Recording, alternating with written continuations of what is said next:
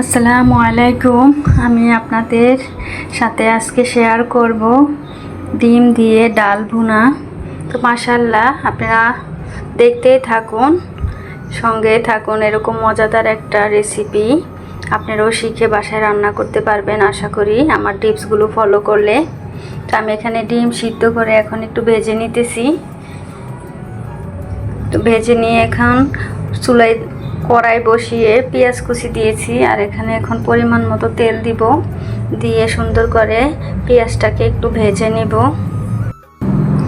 এভাবে কিন্তু অল্প মশলায় অল্প তেলে কিন্তু রান্না করলে মাশাআল্লাহ খেতে কিন্তু অনেক মজা হয়, বাচ্চারাও অনেক পছন্দ করে। ভাতের সাথে, রুটি পরোটার সাথে কিন্তু এভাবে রান্না করে খাওয়া যায়। তো আমি এখানে সবগুলো মশলা কিন্তু একটা ফ্রিজে করে নিয়েছি। এখানে প্রথমে আমি দারচিনি, লং, এলাচ দিয়েছি, আদা বাটা, রসুন বাটা, পেঁয়াজ বাটাও দিয়েছি। দিয়ে এখন একটু ভালো করে নেড়ে চেড়ে একটু ভেজে নিব। মশলাটাকে যদি একটু ভালো করে ভেজে নেওয়া হয় তাহলে কিন্তু আর কাঁচা গন্ধ ফ্লেভারটা থাকে না। তো চেষ্টা করতে হবে ভালো করে একটু মশলাটাকে কষিয়ে নিতে। মশলাটা যত সুন্দর কষানো হবে রান্নাটা কিন্তু তত সুন্দর হবে। এখানে হলুদ গুঁড়া, মরিচ গুঁড়া, ধনিয়া গুঁড়া আর স্বাদ মতো লবণ দিয়েছি। দিয়ে এখন ভালো করে নেড়ে চেড়ে একটু কষিয়ে নিব।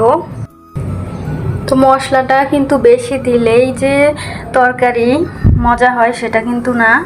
আপনি মশলার প্রসেসটা যদি একটু ভালো করে জানা থাকে তাহলে কিন্তু রান্নাটা অনেক বেশি মজা হবে। তো সেজন্য কিন্তু চেষ্টা করতে হবে ভালো করে সময় নিয়ে মশলাটাকে কষিয়ে নিতে। তো আমি কিন্তু মশলাটাকে ভালো করে কষিয়ে এখানে আমি ডালটা ধুয়ে পরিষ্কার করে দিয়েছি। এখন ডালটাকে আমি ভালো করে একটু কষিয়ে নেব। ভালো করে একটু ভেজে নিয়ে তারপরে এখানে পানি অ্যাড করব। তার আগে কিন্তু পানি দেওয়া যাবে না, তাহলে কিন্তু ডালটা খেতে ভালো লাগবে না।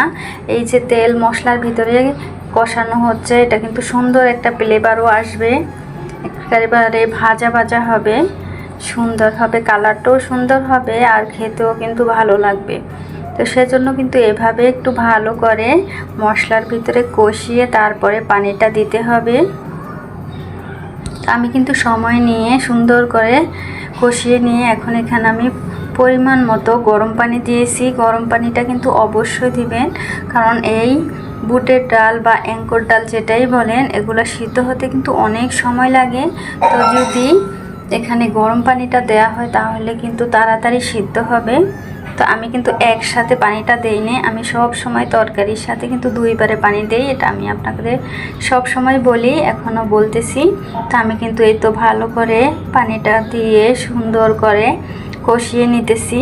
কষিয়ে একেবারে শুকনো শুকনো করে তারপরে এখানে আবার ঝোল অ্যাড করব। এভাবে রান্না করলে কিন্তু দেখুন কতটা সুন্দর হয়েছে, আর ঝোলটাও একেবারে শুকিয়ে গেছে। এখানে কিন্তু আমি অফ ক্যামেরায় কাঁচামরিচও দিয়েছিলাম। তো দিয়ে এখন সুন্দর করে ভালো করে কষিয়ে নিয়ে এখন আমি পরিমাণ মতো পানিটা দিয়েছি, যাতে সিদ্ধও হয় আর একটু ঝোল ঝোল থাকে। সেই পরিমাণে কিন্তু আমি ঝোলটা দিয়ে এখন এখানে আমি ডিমগুলো দিয়েছি। দিয়ে এখন আমি আবারও সুন্দর করে একটু রান্না করে নেব।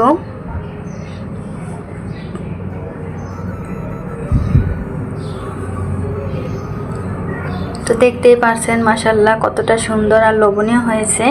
আমি একটা বাটিতে সার্ভ করে আপনাদেরকে দেখাচ্ছি কতটা সুন্দর হয়েছে। আর উপর দিয়ে আমি একটু জিরা গুঁড়োটা দিয়েছি।